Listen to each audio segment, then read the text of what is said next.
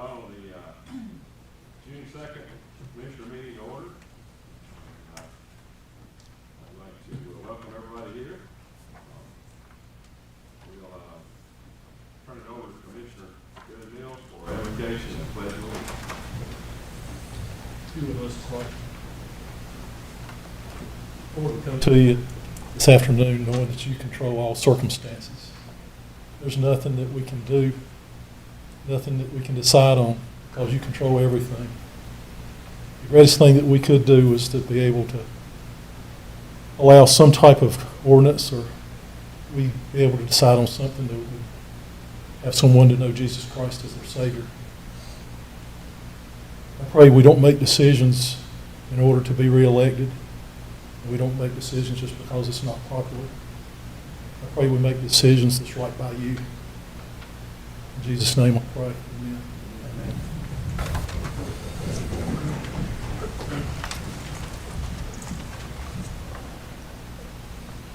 Allegiance to the flag of the United States of America and to the republic for which it stands, one nation, under God, indivisible, with liberty and justice for all.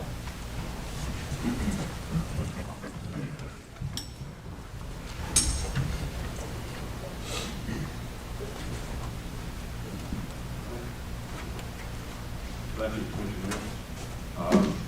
I'm looking now to give approval or adjustments to the agenda. Make a motion to approve the agenda. We have a motion and a second. All in favor, say aye. Aye. All opposed? Motion carries. Still no. First thing. Turn the mic on again. The first thing on our agenda will be a presentation. If I can find it.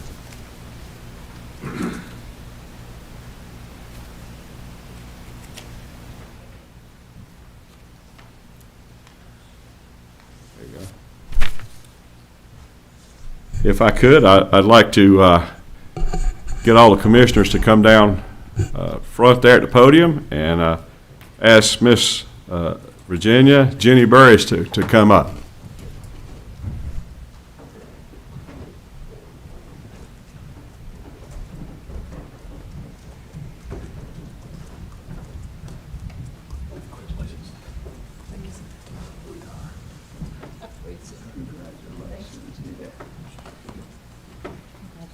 Thank you.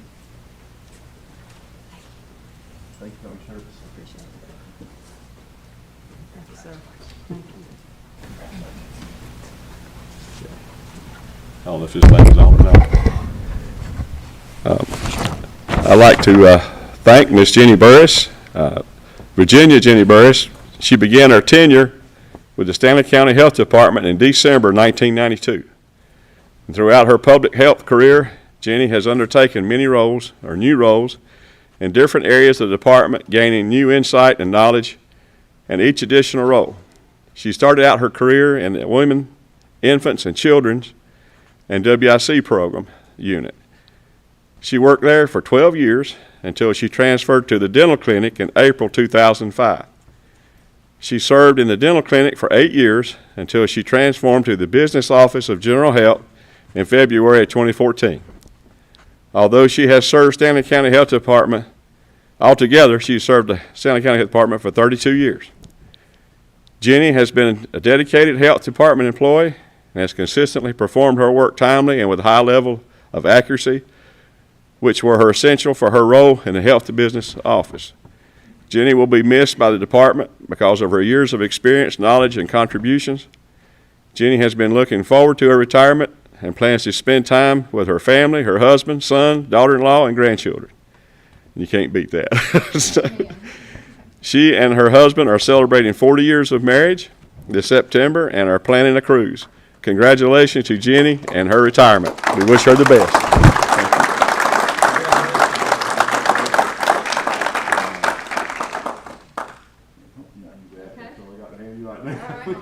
Thank you so much. Right at the podium. Oh, clock. I didn't see this right here in front of me. I knew there's something was going right. Yes. Yeah, we got it. Thank you so much. Thank you. Thank y'all so much. Thank you. Appreciate you.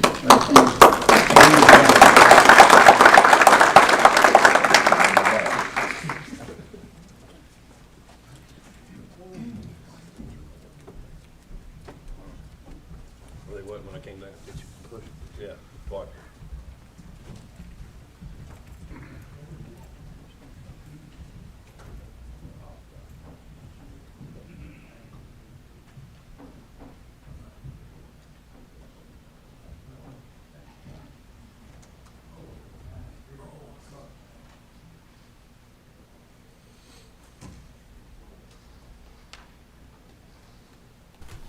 Okay, next on the agenda, I have public comment, and I've got some people signed up, and if it's for the budget, we're going to have a hearing for the budget session.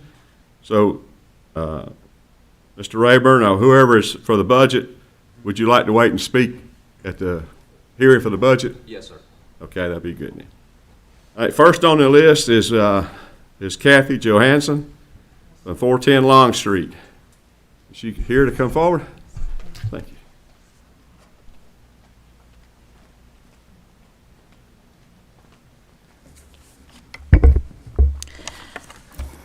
Commissioners, thank you very much.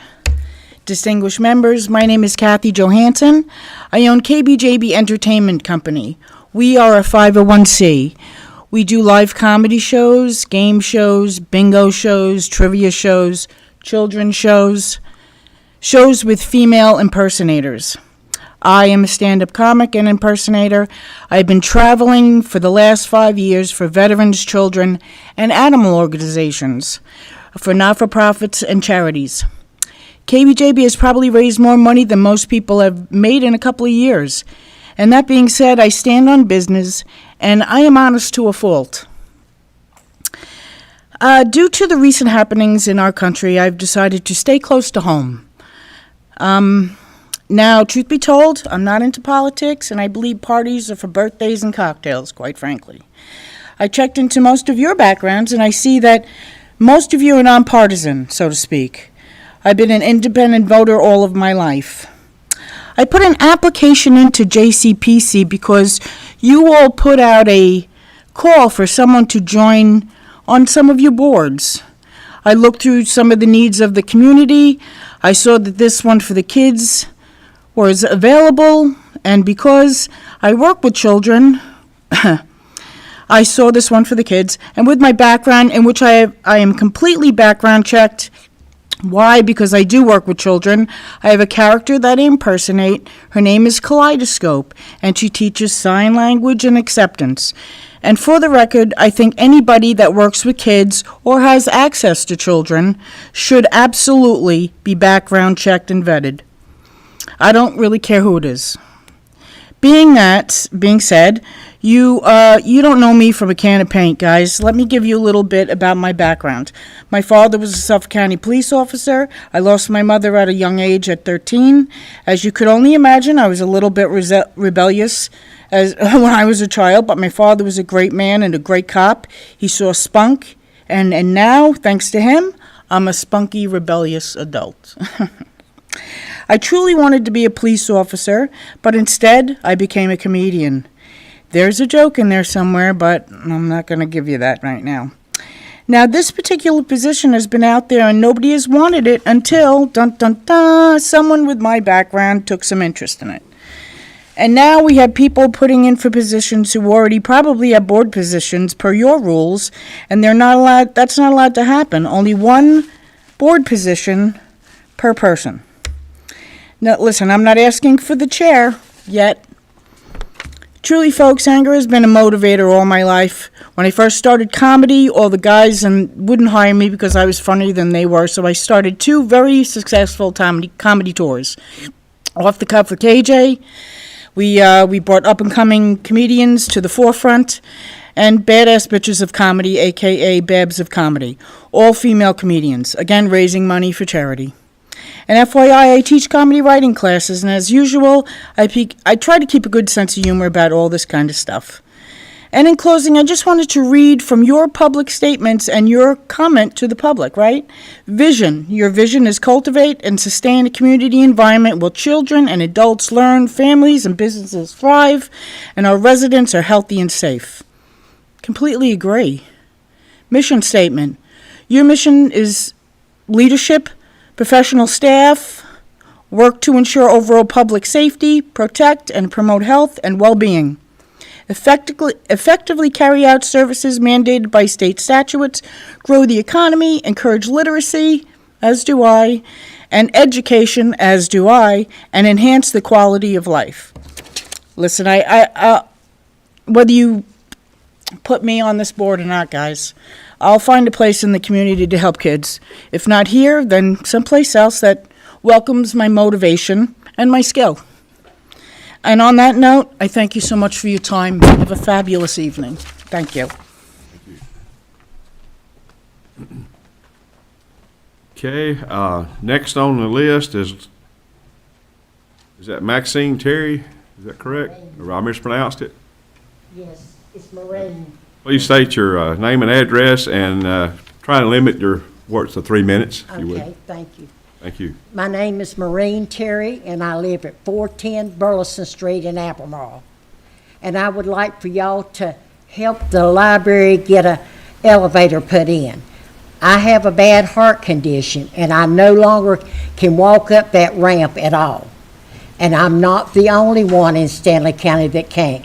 The only way I can access this library is I call upstairs and I ride up on the freight elevator.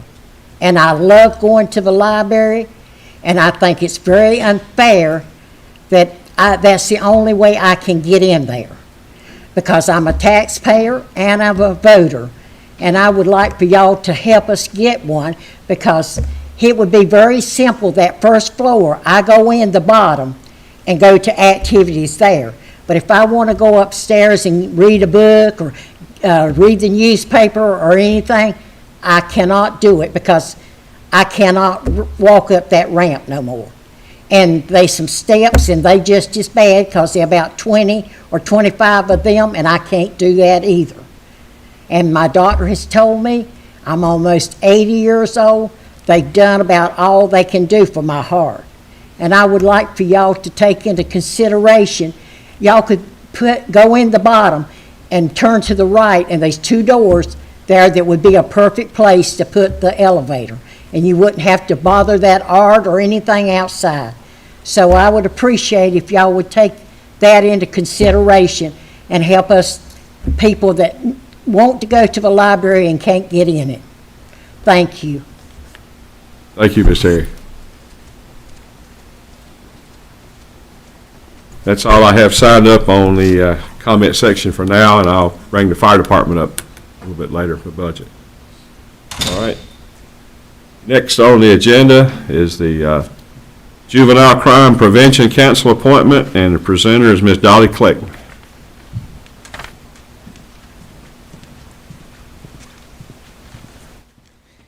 Good evening. The Juvenile Crime Prevention Council is a voluntary council that is made up of about 20-some members of different professions that are required by general statute. And then there are a couple of public members as well. And so in your packet, you have 3 applications for 2 of the public members that are board, county commissioner appointed positions.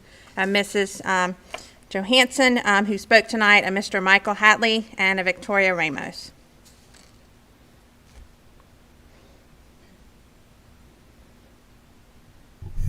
Okay, I see the appointments. What is the wish of the board? Mr. Chair, I'd like to make a motion that we appoint Michael Hatley and Victoria Ramos to these 2 open seats. You got it. Okay, I have a motion and a second. All in favor for Michael Hatley and Victoria Ramos, please say aye. Aye. All opposed? Motion carries. Thank you.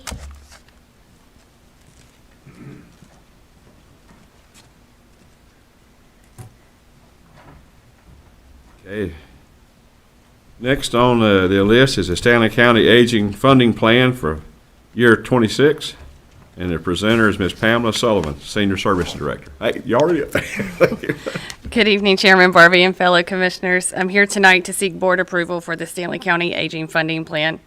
This funding plan outlines the allocation of the Home and Community Care Block Grant funds that our Senior Services Department receives to support the aging programs in our county.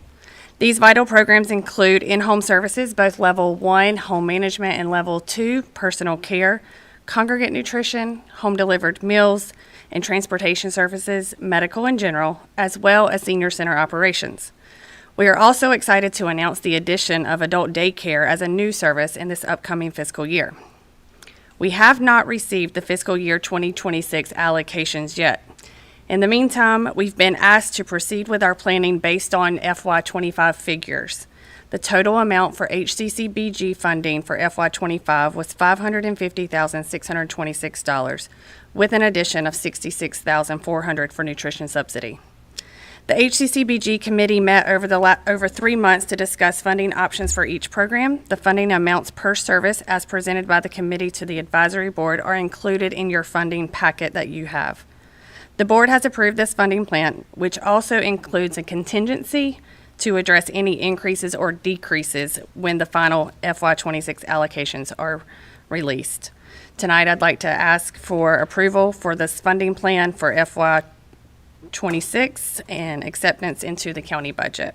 I'm happy to answer any questions you may have. All right, the commissioners have had time to look over the request. And Mr. Chairman, I have one question. okay. Are Meals on Wheels in this money? Yes, Okay. they are. Thank you. Anybody else have any questions? All right, what's the pleasure of the board? Mr. Chairman, I do have one other Okay, right ahead. question. I know Meals on Wheels serve a number of people. And I hope people are listening or watching tonight. You probably still need volunteers to do that, don't you? Absolutely. We have 16 routes that go throughout the county, and we ask for volunteers to serve at least once a month. So one day a month, if somebody wants to serve, they have a car and a driver's license, you can put them to work. Absolutely. Okay, thank you. Thank you. That's it. All right. I'm looking for some suggestions. Anybody would, Mr. Chairman, I make a motion that we approve the county's aging funding plan for July 1, 2025 to June 30, 2026, and accept these funded to the county's budget. got a motion? Second by Ms. Rupp. All in favor, say aye. Aye. All opposed? Motion carries. Thank you for your time. Hey, Pamela, how many folks did you have at the event you had, the shredding event?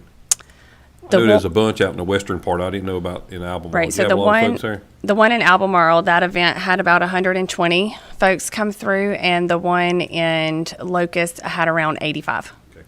Thank you. Thank you. All right. Next on the agenda is the Stanley County Emergency Operations Plan, and the presenter is Mr. Michael Roy. Good evening, Mr. Chairman, members of the board.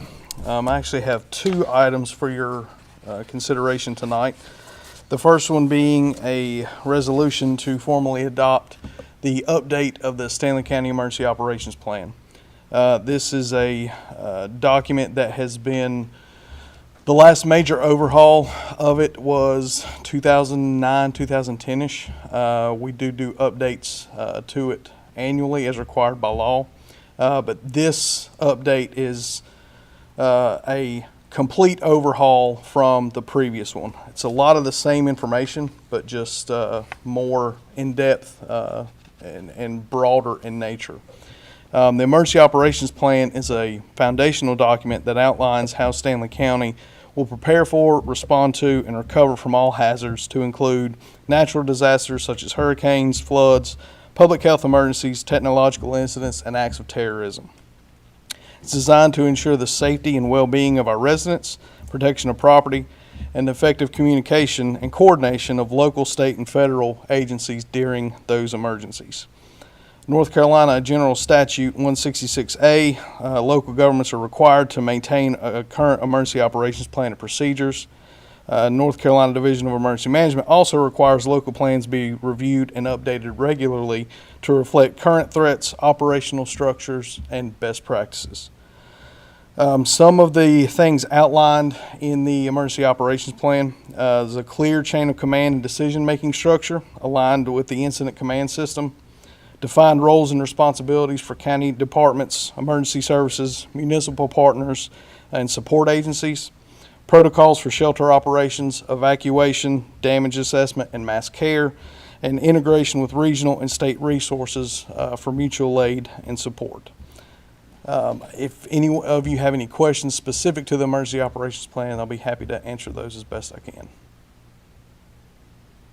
Have anybody? How often, Michael, do you have to update this plan? We review it annually and update as needed. And that is done not only by our staff, but also by staff at North Carolina Emergency Management. When was the last update? The last update was 2024, last year. But the comprehensive update such as this one, the last time that was done was around 2009, 2010. Michael, did any of this go into effect this past Thursday night? It did not. We were, the emergency operations plan, while we may respond similarly to some of the annexes that are listed in there, technically by law, the emergency operations plan does not come into full effect unless the state of emergency is declared.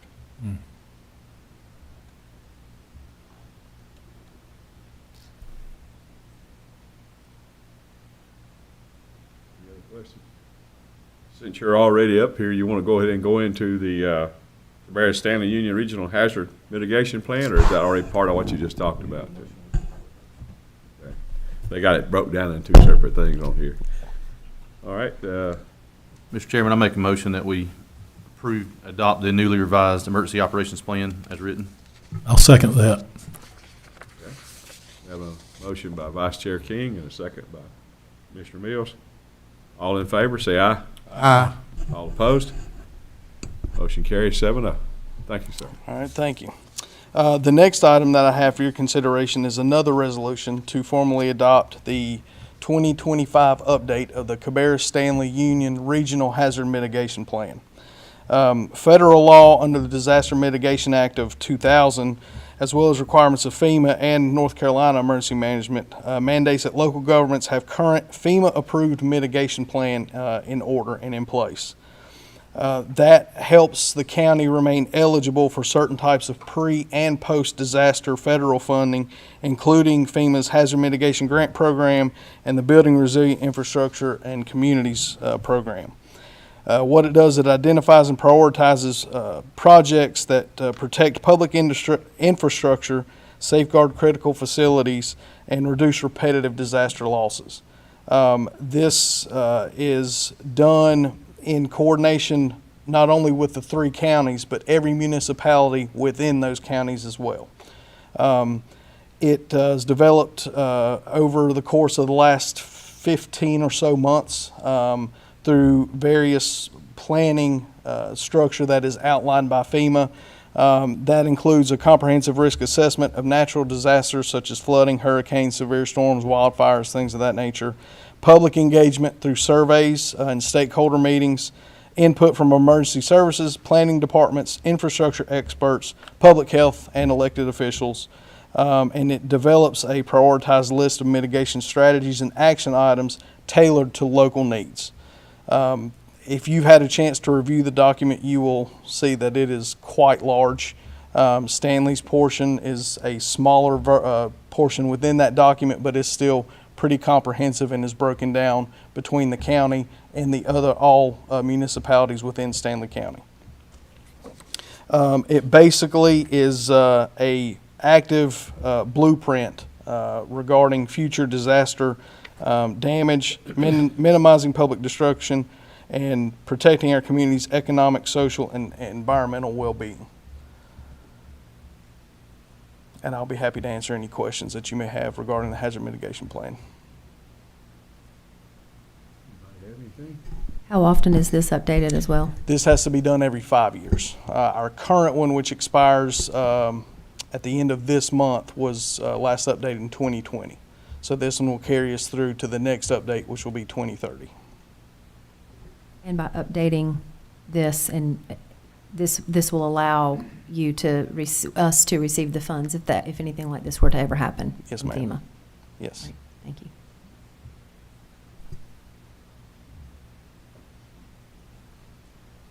Mr. Chairman, I make a motion, we adopt the 2025 Cabarrus Stanley Union Hazard Mitigation Plan. Thank you, Commissioner Ephers. Do I have a second? Second by Vice Chair King. All in favor, say aye. Aye. Opposed? Motion carries 7-0. Thank you. Okay, next on the list is the Norwood Planning and Zoning Board, ETJ representative, and the presenter is Mr. Andy Lucas. County Man. Thank you, Mr. Chairman. This item's from Norwood Planning Board. They have requested that a Mr. Douglas Smith be the county's ETJ representative on their planning board for a 3-year term, effective July 1, 2025 to June 30th, 2028. They've included a list of their planning and zoning members. If appointed, Mr. Smith would replace Walter Davis, who's chosen not to seek reappointment. I'll be happy to answer any questions the board may have.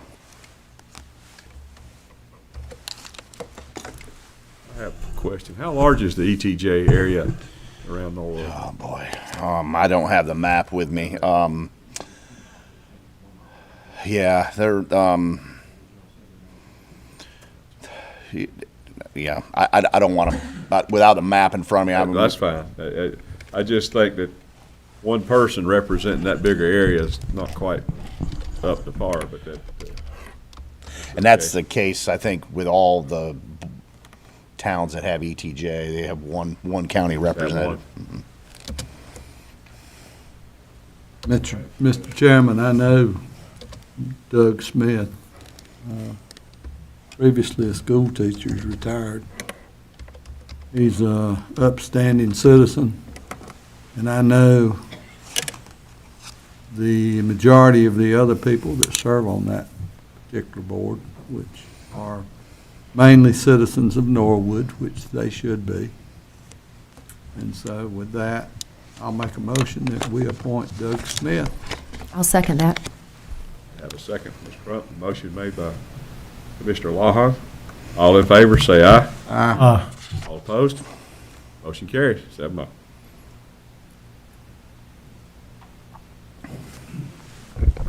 Okay, next on the list is the Stanley Community College Board of Trustee appointment, and presenters Mr. Andy Lucas. Thank you, Mr. Chairman and members of the board. The Stanley County Board of Trustees, they've included a memo in your packet for the appointment of one member to the Community College Board of Trustees. As a result of legislation over the last few years, the number of appointments that the county commissioners have to the Stanley County Board of Trustees has decreased. There are several applications in your packet for consideration, and I'll be happy to answer any questions. And this would be it for a term beginning July 1, 2025, going through June 30th, 2029. Mr. Chairman, I'd like to nominate Melvin Poole for that position. I've got a nomination for Vice Chair King for Mr. Melvin Poole, I'll second that. second by Mr. Mills. Do you have any other nominations?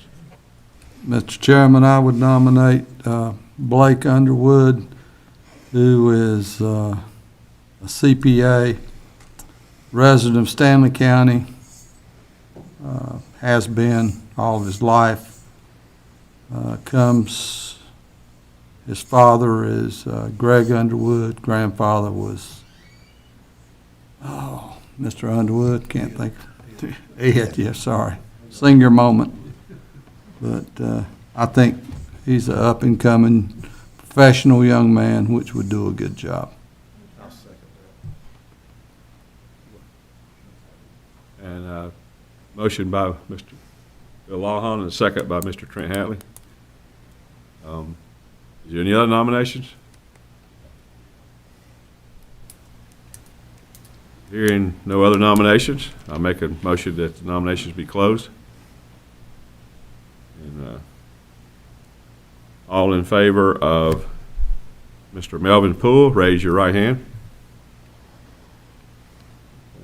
All in favor of Mr. Blake Underwood, raise your right hand. 4-3. Mr. Melvin Poole's on the thing.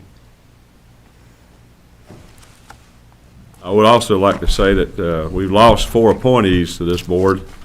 The legislature took the 4 governor appointments and 4 away from us. So those of you that didn't get on by this, please contact your representative or your senator and see if you can't get added back to that. All right. And then next on the agenda is the 25-26 budget public hearing and workshop dates.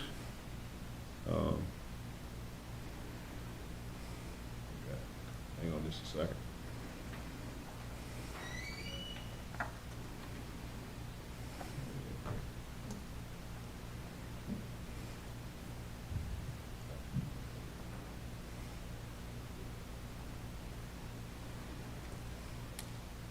Okay. And we might as well go ahead and go into the hearing. So Yep. we'll call the 25-26 budget public hearing and workshop to order under General Statute 159-12. Okay. And anyone wanting to speak for or against it, and I have Mr. Dakota Rayburn listed down here that he'd like to speak.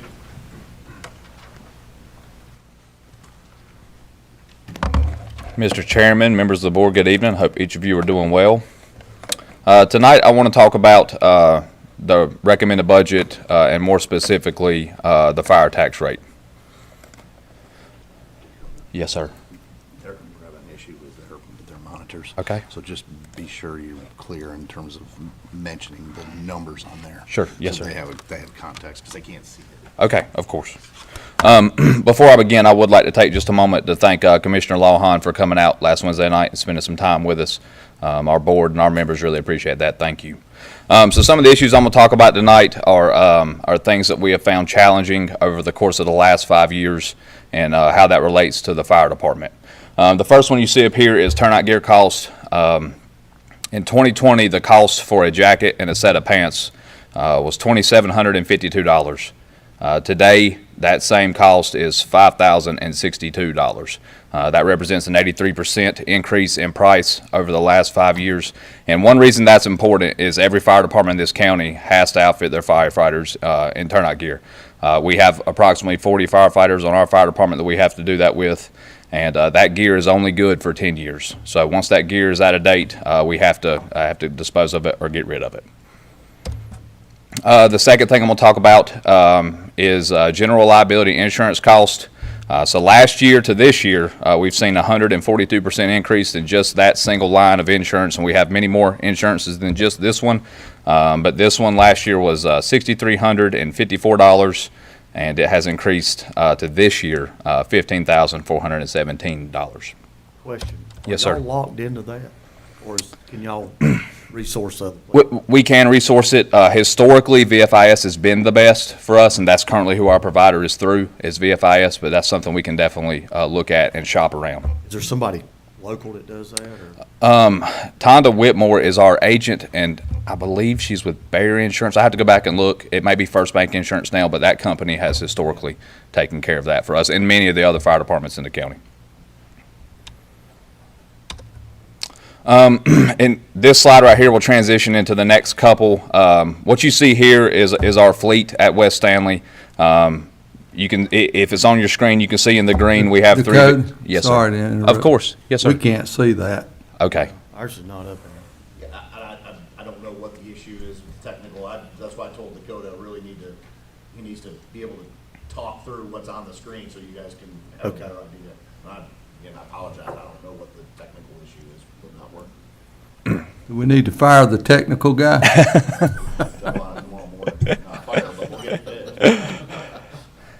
And Mr. Manager, if you don't mind, will you share this with them, please? Absolutely. Thank you so much. So what you see here is our fleet, and I will do the best to explain it from up here as I can. So 3 vehicles are 0 to 7 years old. Those actually are small vehicles, so they're a little more easier procured on our end. You see two vehicles in the orange up here, 8 to 12 years, and we consider that in the okay range. One of those vehicles is the newest engine company that we purchased in 2018. It's a 2017 model, and it is 8 years old. And then the remaining part of these vehicles are 13 plus years old. And of all those vehicles, we have 6 right there in the bar graph.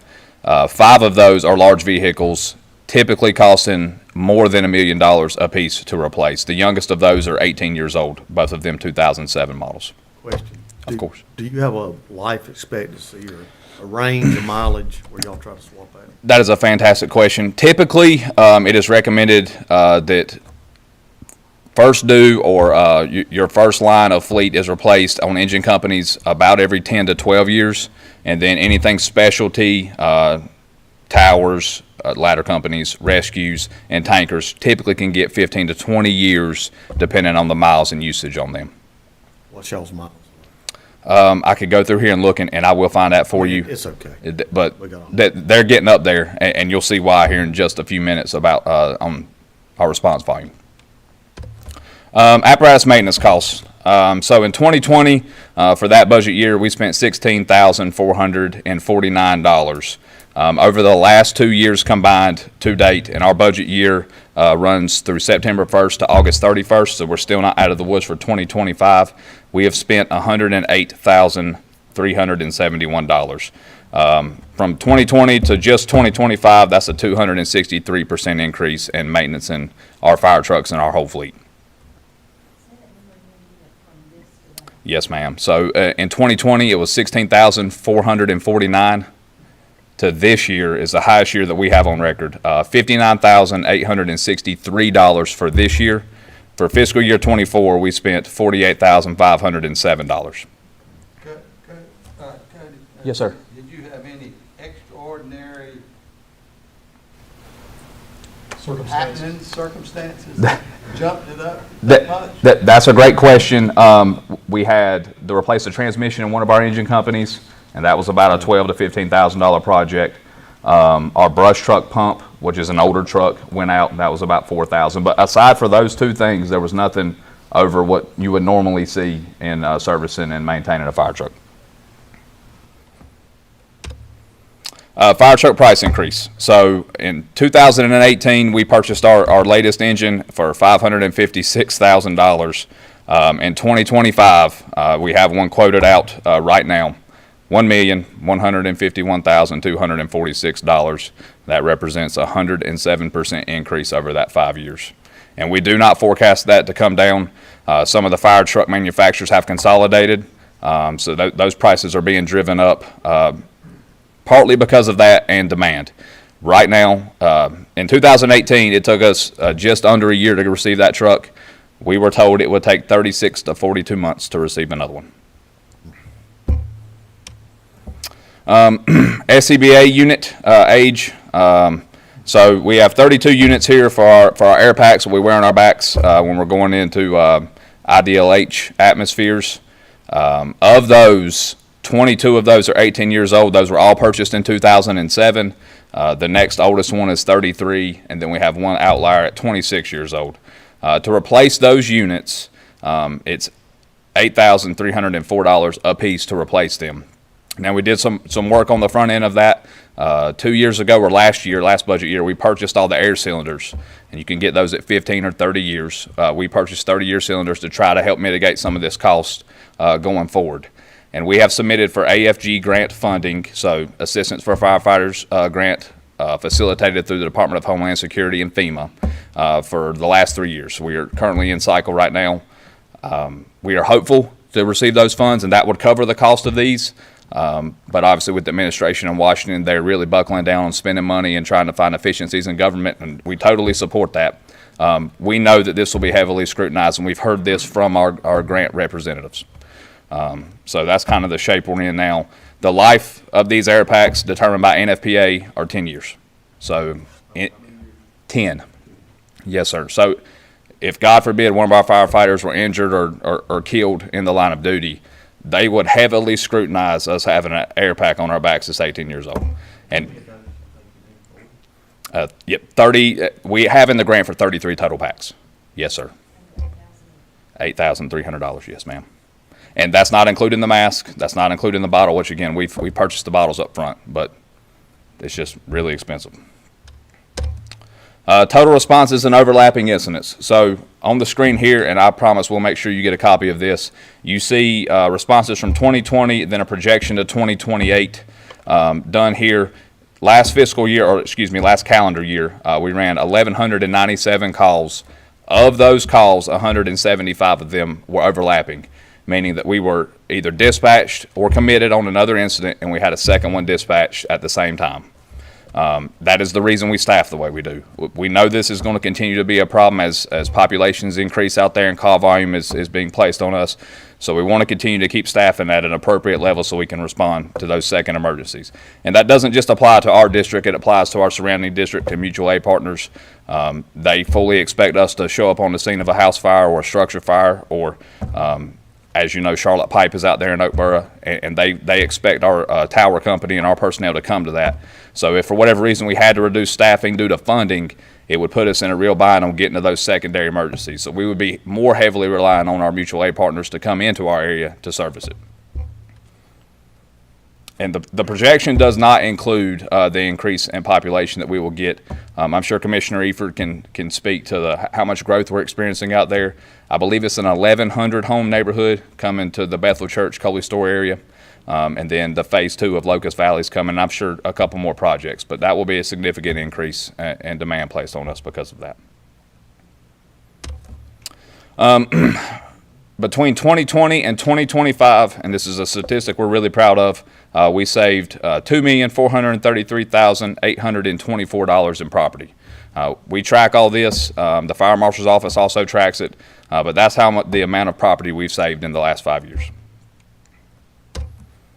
And then call volume by department for 2024. This does exclude the city of Albemarle, but for all the county fire departments, you see here, there was 5,043 calls dispatched for service.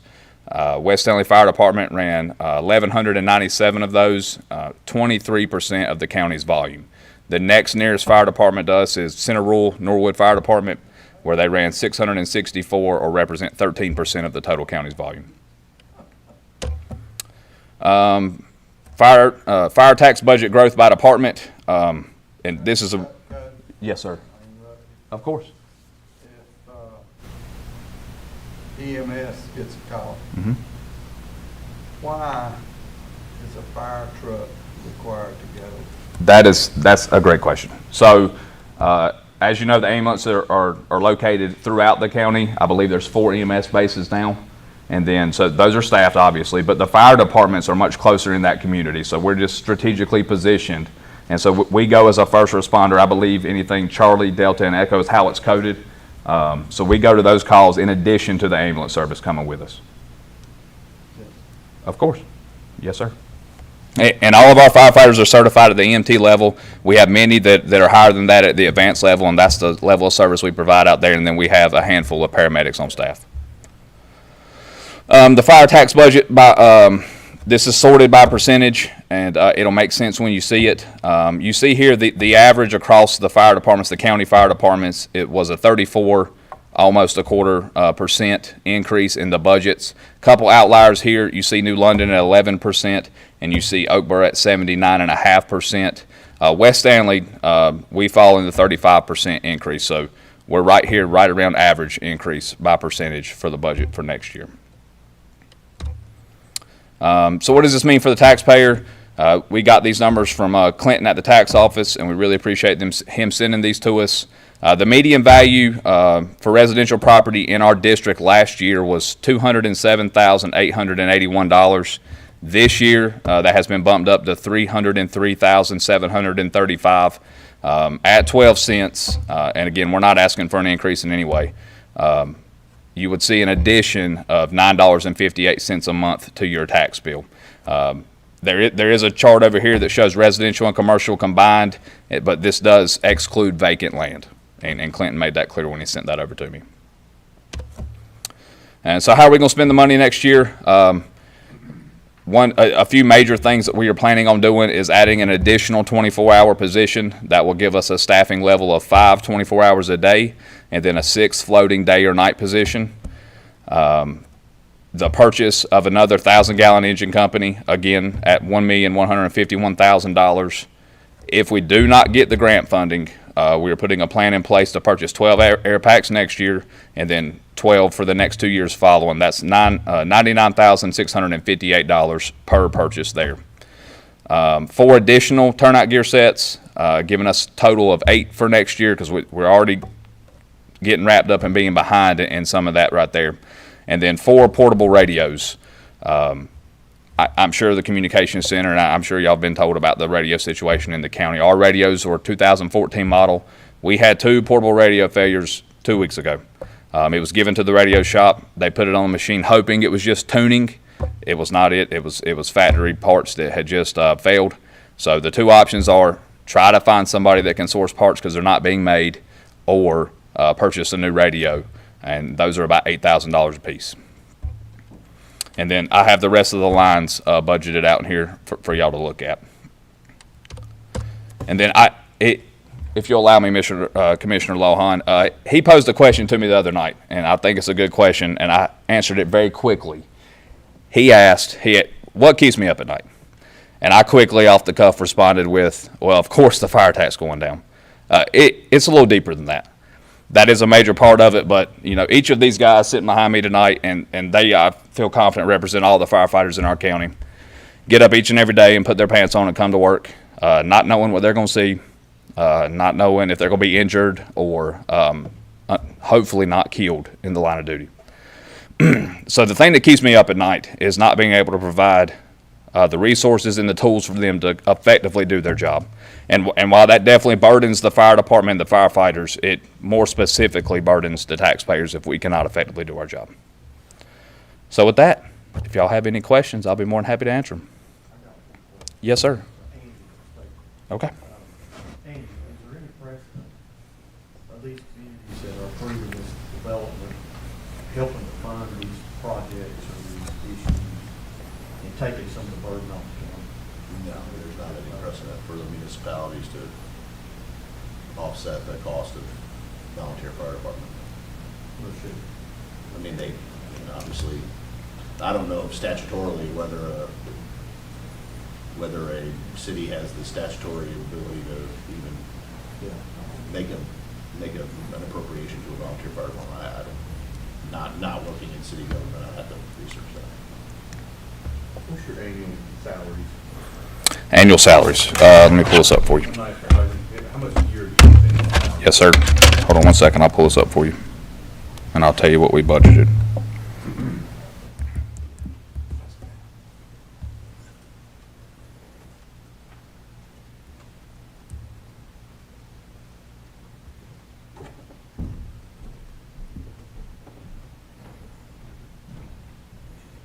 So this year we budgeted $820,000 for payroll. Now, yes, sir. Now, in addition to that, the fire department, or just like any business, is responsible for 7.65% going out for taxes on that. So, yes, sir. The budget was 800, but right, your entire budget for No, sir. No, look, last year's budget was $1.6 million. Yes, sir. So, and in this, and you'll see it, I have it separated by percentage there. Next year, and we try to stay well below 60%, 54% of that budget goes to personnel. Mr. Chairman, I got a question for Chief. Dakota, I noticed, and I don't know if this is a municipality problem or something that the fire departments do, but just today alone, you had 2 false alarms at a house. Yeah, yes, sir. Actually, it was the same house. It was. And I know Mecklenburg County, I think, charges homeowners like a fee, or they used to, for a false alarm, like $50 or something. Do they still do that, or is that? No, sir. My understanding is that's not done simply because they do pay fire tax. So if the fire alarm goes off, they expect us to show up and confirm that it's false. Yeah, I was thinking that they were a fee or something, that a false alarm or something. I'm not aware of any. So that would be, and I know that would be, do you know the number of like false alarms that you guys deal with? I can absolutely get that to you. Yes, sir. Yeah, if you don't Yep. mind, I- I'm just curious. Yes, sir, I I'm will. gonna check into that. I knew they were a fee at one time if you had a false alarm. Sure.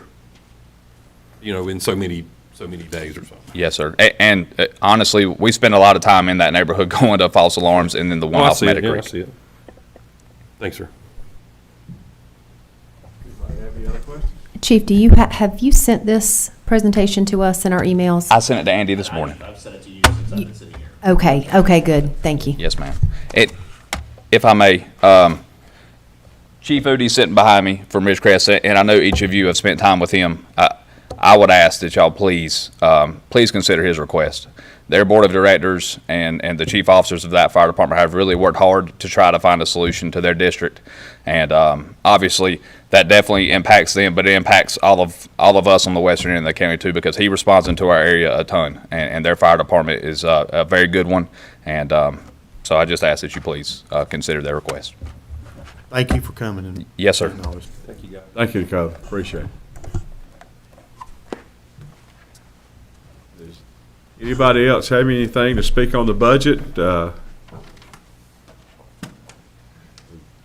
Any other departments or anything needing to speak? If not, I'll close the hearing. And our, Jake, let me do my paper.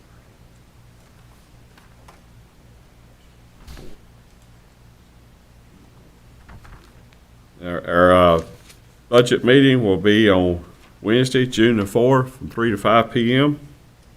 And I guess that'll be here, Be in the, meeting room. Josh Morton meeting room, yes, sir. Do we need to take a vote on that, or just, No, I think when you just recess this evening, Okay. you'll recess this evening. all right, I got one other item, then that is the consent agenda. And I think everybody's looked over that. Motion to approve. Got a motion to approve from Commissioner Lawhon. Second? Second. Second by Vice Chair King. All in favor? Aye. All opposed? Motion carries. And I'd like to have board comments and committee reports. And I'll start with Ms. Crump. I think I would like to just, it's a big shout out to all of our emergency personnel for last Thursday when we had such a scary evening with the flooding and the emergencies. I've heard a little bit, and I probably have no idea what all you went through, but thank you so much for what you do every single day for your people, but particularly last Thursday. I'm sure it was quite a night. Okay, Commissioner Halley. I just want to thank the fire departments for coming out and presenting, and let's work together and we'll figure this out. Thank you. Vice Chair King. Commissioner Billy Mills. As I sit here, I think about after being a school teacher. We have several graduates that, and some of your family members that just graduated from high school. We've got a lot of events coming up in our schools. There'll be a meeting here tomorrow night about our schools. I hope that we have input. That's the way that we understand and find out what we need to do. And we can do a lot of things, but unless we hear from you and let us know, I think our schools are the center of our communities, especially like Ridgecrest School. And it's you guys that tell us what we need to do. And tomorrow night at 6 o'clock, there'll be a meeting right here. Thank you. Okay, Commissioner Lawhon. I too thank the fire department members for being here. And good presentation. Appreciate the answers to the questions. I also congratulate all 2025 graduates from the high schools and the colleges. And I'm proud to say my granddaughter graduated from Cabarrus College of Health Sciences.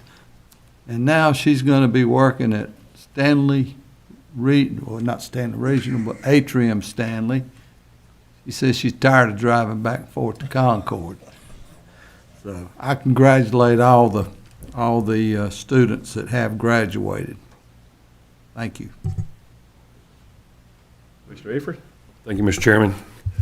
Chief, again, thank you guys for coming out and, all that stuff. And that's what a lot of the department that we struggle with also in our budget, because everything you mentioned that's went up 50%, 100%, we see that same thing too on everything that we do with SCUSA buses and everything with Mr. Rourke and what he does. So it's challenging, to manage budgets like that. But again, thank you guys. And Chief Udio, I certainly appreciate you being here. And Dakota, the building's looking good there at West Stanley. So I hope I can get by there next couple of days and check it out. Anytime. Yes, sir.